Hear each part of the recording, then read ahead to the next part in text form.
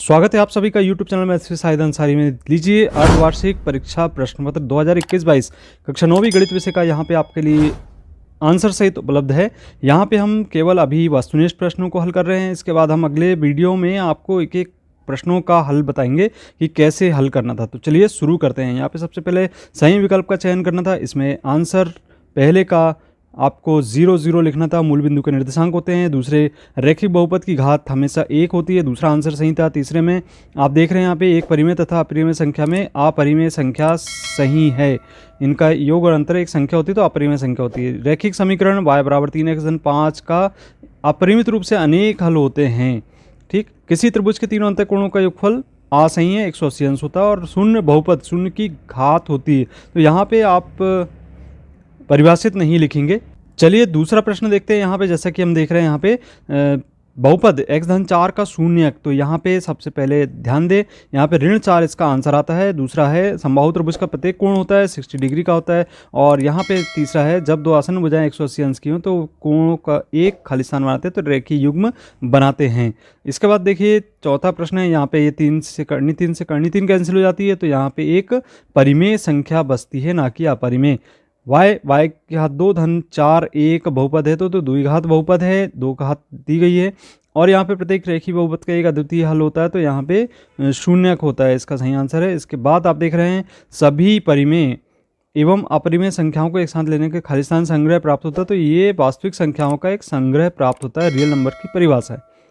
अब इसके बाद सही जोड़ी में आप देख रहे हैं यहाँ पे सही जोड़ी भी बिल्कुल सिंपल थी। इसको सही करना था आपको। यहाँ पे 0.45 और 0.28 का सही जो ऑप्शन था इसका F था पहले का।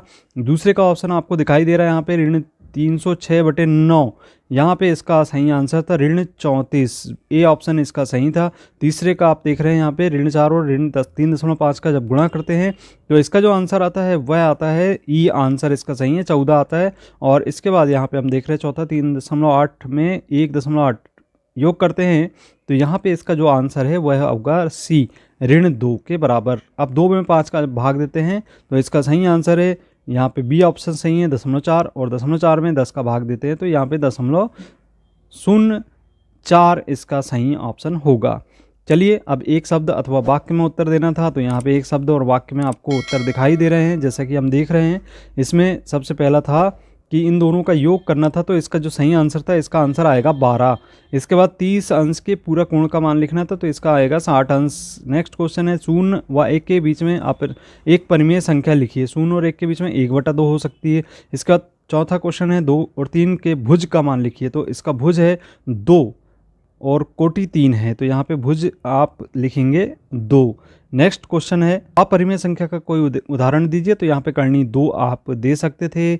इसके बाद इसका क्वेश्चन है नेक्स्ट क्वेश्चन, जैसे कि हम देख रहे हैं यदि x-5 बराबर 7 है तो पक्षांतर कर देंगे 5 का तो यहाँ पे हमें मान प्राप्त हो जाएगा। इसका मान होगा 2 प्राप्त होगा। तो ये छठवां क्वेश्चन था। इसके बाद आप देख रहे हैं इसका 7वां क्वेश्चन भी दिया गया है। यहाँ पे आपको 7वें क्वेश्चन में आपको दिखाई दे रहा है इसका सही आंसर था इसकी अधिकतम घात 3 दी गई है। नेक्स्ट क्वेश्चन है यहाँ पे सत्य और असत्य लिखना था। तो यहाँ जो पहला क्वेश्चन है, पहले क्वेश्चन में आप देख रहे हैं 5x-4 तो ये रैखिक बहुपद है, सत्य है। नेक्स्ट क्वेश्चन है यहाँ पे यदि दो रेखाएं परस्पर प्रतिच्छेदी और शीर्षकों कोण बराबर होते हैं तो ये भी कथन सत्य होगा। और इसके बाद यहाँ पे करनी 3 परिमेय संख्या नहीं अपरिमेय होती है तो ये कथन असत्य होगा तीसरा। इसके बाद चौथा कथन भी यहाँ पे घात 1 होती है अचर बहुपद की तो ये भी असत्य है, घात 0 होती है। इसके बाद नेक्स्ट क्वेश्चन है 5वें नंबर का 2 परिमेय संख्या के बीच में अनंत परिमेय संख्या होती है तो ये कथन भी सत्य है। नेक्स्ट क्वेश्चन है इसके बाद प्रत्येक पूर्णांक एक परिमेय संख्या होती है तो यहाँ पे ये कथन भी सत्य होगा। तो इस प्रकार से इन प्रश्नों के आंसर देना था। इस प्रकार हम देख रहे हैं कि यहाँ पे पूरा प्रश्न पत्र आप देख रहे हैं यहाँ पे इस प्रकार से आया हुआ था। इसका सॉल्यूशन हम थोड़ी ही देर में आपको प्रोवाइड कराएंगे। आपको इसके सभी प्रश्नों के हल आपको एक एक प्रश्नों के हल आपको यहाँ पे प्रोवाइड कराए जाएंगे। जो प्रश्न हम दे रहे हैं उनके अनुसार आप तैयारी कीजिए। हम आपको सभी इंपॉर्टेंट क्वेश्चन उपलब्ध कराएंगे, उसी में से प्रश्न पत्र में प्रश्न पूछे जा रहे हैं। आपने अभी तक चैनल को सब्सक्राइब किया तो सब्सक्राइब कीजिए, क्योंकि अभी तक देखा जा रहा है कि अधिकतर लोग चैनल को जरूर देख रहे हैं लेकिन इसको सब्सक्राइब नहीं कर रहे। आप चैनल को जरूर सब्सक्राइब करें। मिलते हैं अगली वीडियो में। धन्यवाद।